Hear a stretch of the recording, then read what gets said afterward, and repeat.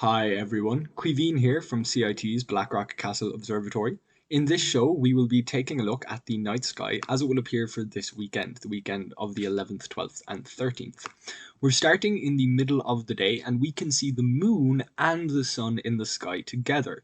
Because the moon is on the west side of the sun, it's going to set before sunset. We won't see much of the moon at all this weekend, just a little bit in the morning as the sun rises on the morning of the 12th and 13th. So the moon isn't going to influence the darkness of our skies. We won't have that extra light of the moon, which can make some objects more difficult to observe. So as the sun sets, that light is completely leaving our sky. All we're left with is any light pollution that you may have to deal with. And in this show, we will at least start showing the sky as it would appear from Cork City with a reasonable amount of light pollution. Even then, as early as just 5:30, really almost at 5 o'clock, we can see Jupiter, Saturn and Mars. Saturn is starting to come behind Jupiter. Both Jupiter and Saturn are orbiting the Sun at their own rates separate to the Earth, so they do move independent of each other in our sky.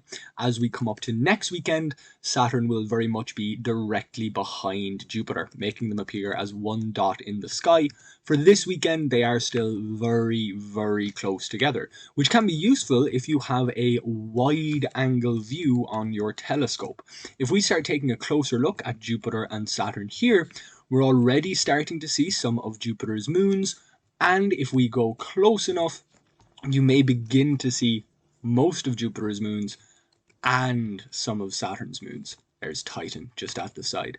Over the next few weeks, they will come closer and closer together, so it will be even easier to see details of both planets in one telescope view. So for example, here on the 21st, we can take a closer look at both Jupiter and Saturn at the same time.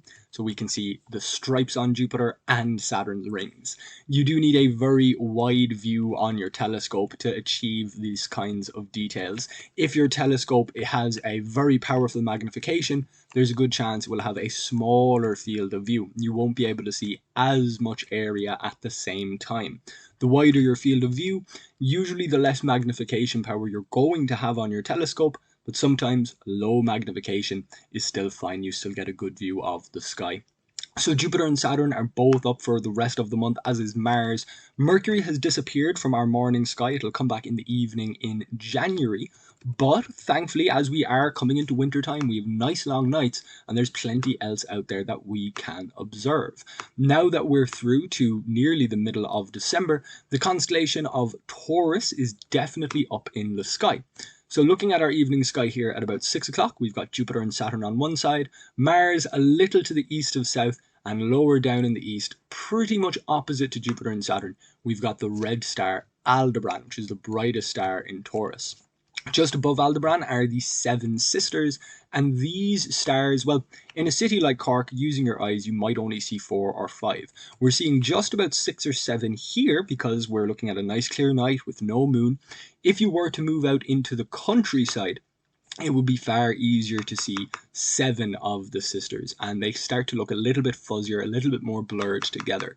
We can see why if we take a closer look with a telescope or a binoculars. The 7 sisters are an open cluster of stars, a group of young stars that are drifting through space together, and in front of that group is a hazy cloud of gas. The light from the stars coming through that gas, it distorts the light, spreading it out, giving it this nice smoky effect. The Seven Sisters are some of the greatest stars to take a look at with a low-powered binoculars or a small telescope. You don't need an incredible magnification to see some nice details with the Seven Sisters.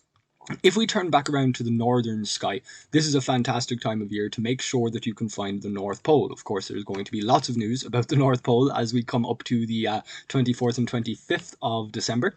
The plough or the Big Dipper is nice and low in the sky early in the evening, so if you do have big tall mountains around you or very tall buildings, some parts of the plough may be obscured. It is at its lower point in the sky at this time of the night during December, but we can still follow that shape of the plough up above the north to come to the North Star. If you can see the plough, On the opposite side of the North Star, higher in the sky, we do have this W shape of Cassiopeia. So if you find Cassiopeia in the sky, you're very nearly coming straight down. That will bring you very close to the North Star. Of course, if you have a compass, you'll be able to face north and just look about halfway into the sky. It's almost exactly halfway up the sky. We're at 52 degrees north here in Ireland, so the North Star is about 52 degrees up in the sky. 45 degrees would be the exact halfway, but 52 is pretty close. Looking just halfway up into the sky into the north should help you find the North Star.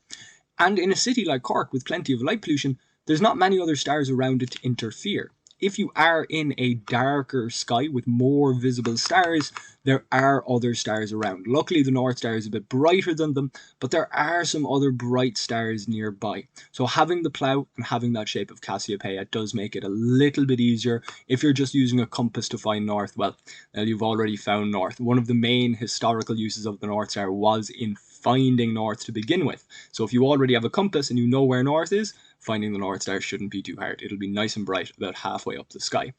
Now, if I bring up the constellations that we normally talk about, we see we have our Bear, our Small Bear, Ursa Major, Ursa Minor, and these other constellations around it.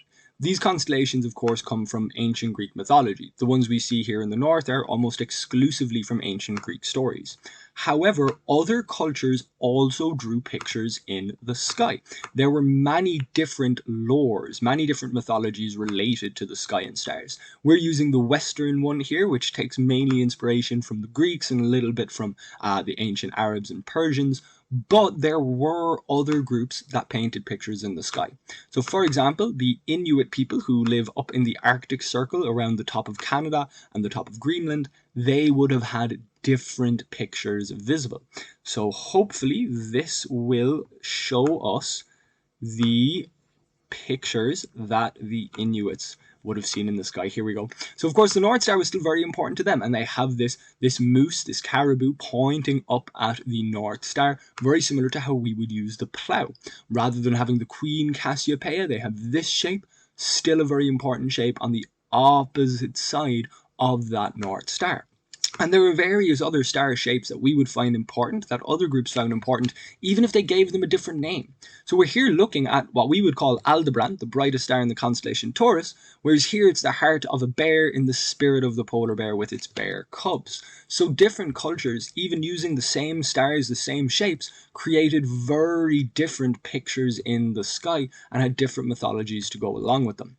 Thanks to the prevalence of our Western astronomy and the use of Greek culture and various other stories all around the English-speaking world, many of these other star cultures are lesser known. Some of them have indeed been partially or totally forgotten. Some of them are better known than others, and many are still being kept alive today. Various Chinese star signs, various Indian Vedic areas, these are still preserved.